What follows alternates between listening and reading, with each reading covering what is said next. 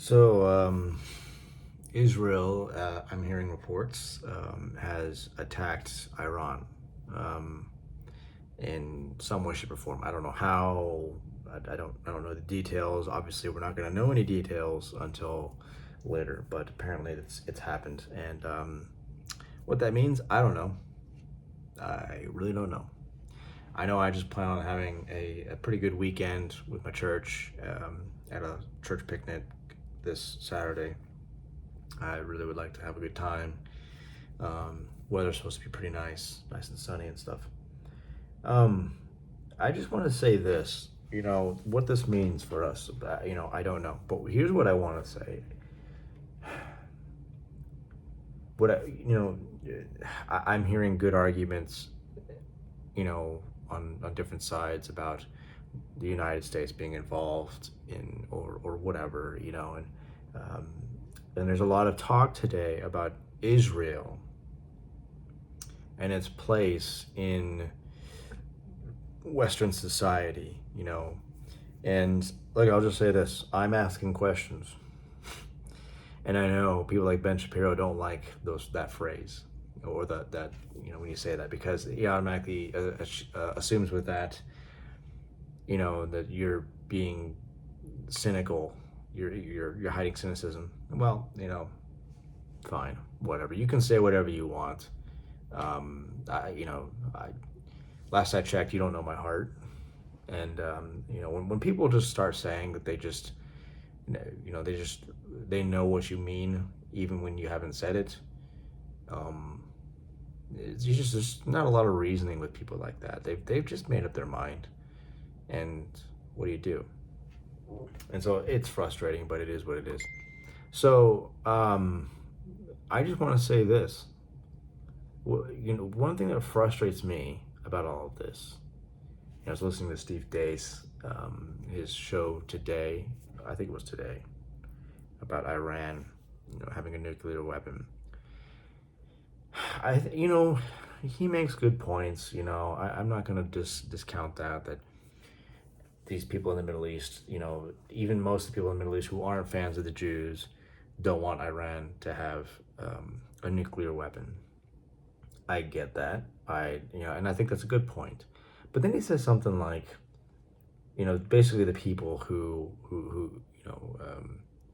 um, who opposed any idea of the United States helping Israel or the idea of Israel going to war with Iran. They just hate Jews. Like it's just basically what he said, and that's the stuff that frustrates me. Like things like that really irritate me.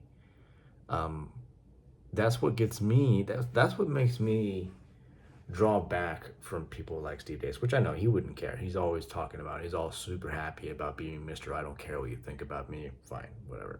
That's cool. Do your thing.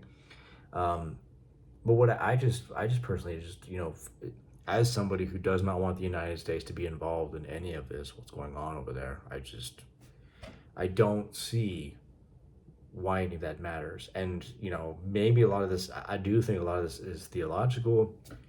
I don't believe the current state of Israel. I know it's going to be a shock to many of my friends and maybe to many of my church friends. I don't believe the current state of Israel are the chosen people of God. There, I said it. I don't believe that. I believe Israel is those who believe. I believe that is the consistent teaching in the Old Testament as well as into the New Testament. The chosen of God are the believers. They are the ones grafted into the covenant. They are Jews and Gentiles alike. So because I have no meaningful connection with the state of Israel. And I have to say that because you got to do something to try and mitigate the accusations of being an anti-Semite. So I say the state of Israel, not a Jew. I don't hate Jews. I don't hate Jews. But I do ask questions. I have been asking questions, and I just don't understand why someone like me, who doesn't see any real value in the United States being involved in whatever might just begin happening in Israel, I why does that suddenly make me an anti-Semite, somebody who hates Jews? I, see, and this is one of the reasons why we get more and more frustrated in this country. We get more and more divided because we're not really listening to each other. We're not trying to understand each other. We're just, yeah, they just don't like Jews. They anti-Semites. It's just all it is. They must be anti-Semites. That's just really, really, that is leftist tactics, and it's just fascinating. It is fascinating at the very least for me to see how. I mean, I really do believe Israel is the sacred cow of conservatism. It really is. You're just not allowed to criticize Israel for anything it does on the right. You're just not allowed to do it. Once you do, you're anti-Semitic. It is just a fascinating thing. And I've been thinking about taking some quotations from some men of the past talking about the need to destroy this country or attack this country, and because of this, that, and the other thing, and then just replace the country's name with Israel, and see, like what do you think about that? Oh, that's horrible. How can you say that about the Jews being anti-Semitic? And wanting to say, and they go, well, that actually was a quote from such and such about this country. It had nothing to do with the Jews. And then, point being is that you're allowed to talk about in the past, the need to attack this country or that country and these people because of this, that, and the other thing, but not Israel. Like you're just not allowed to say things like that about Israel. The moment you say things like that, and again, I'm not trying to call for violence against Jews or anything like that. I'm just saying it's a fascinating thing, at the very least, to see this behavior of what I think is truly a golden calf of conservative right-wing culture. Israel is the golden calf. I mean, it's astonishing to me. So anyways, but again, I just wonder. I just don't understand. What it's anti-Semite, because I don't think that this us getting involved in the Middle East is a well, the Israel's our friend. Cool, I guess, but then I'm hearing people like Ben Shapiro saying things like Israel can take care of themselves, and so why do they need our help if they can do this on their own? I don't see why they need our help. We have riots about to blow up over here on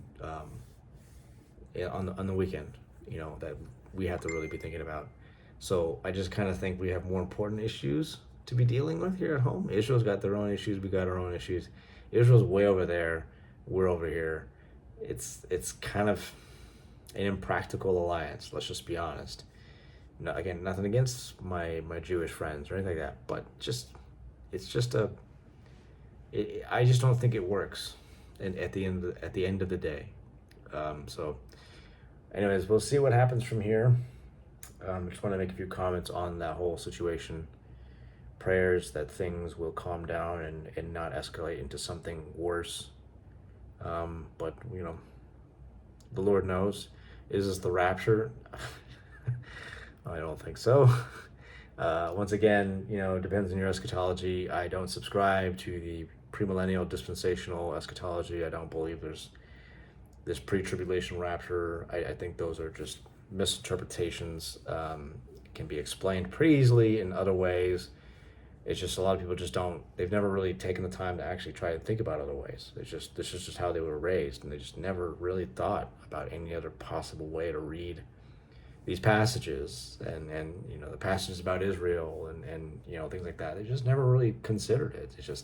And that's why I would just think, it'd be great to do that. It'd be great if you really just kind of opened yourself up to other ideas, which is what I've been doing a lot of lately. And it's been fascinating to see other perspectives and understand them a little bit more. But anyways, that's another topic. So we just pray that things will settle down, and and if it is the rapture, well then fine, Lord, just take me quick. Let's just get out of here.